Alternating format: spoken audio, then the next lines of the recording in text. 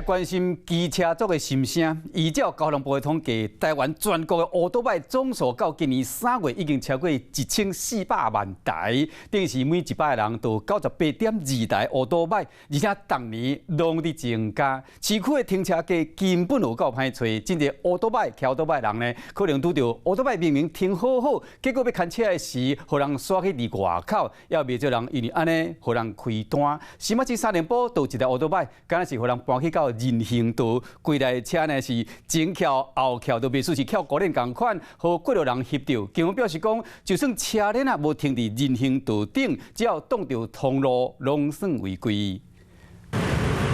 上班时间，正百台机车伫咧桥边等红灯，车顶一个套，赶时间呢向前冲，就亲像是机车伫咧处流通。青高国外去的这特别的画面是连接陕北的台北桥，机车车海拢是为新北市3店埔来的。下当想到下班时间，真侪台机车骑东去，若顶啊卡停甲满时，停车格嘛真歹找，想不到竟然有车是安尼停嘿。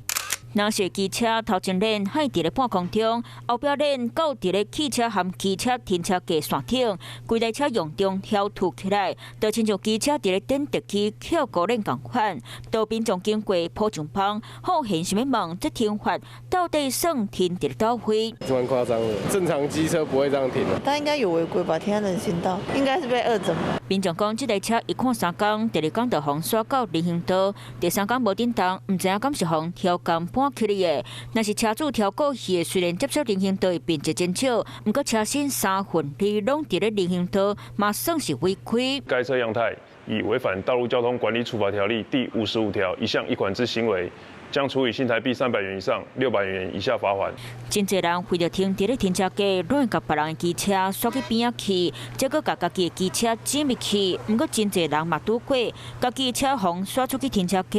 警察建议车停好时爱去咧翕一相做证据，或者是莫停伫咧停车格上边的位，因为照过去惊险，开防刷出去停车格。Hello， 我是易景，想要抢先掌握最及时的新闻资讯吗？赶快订阅、按赞、开启小铃铛，锁定华视新闻的 YouTube 频道。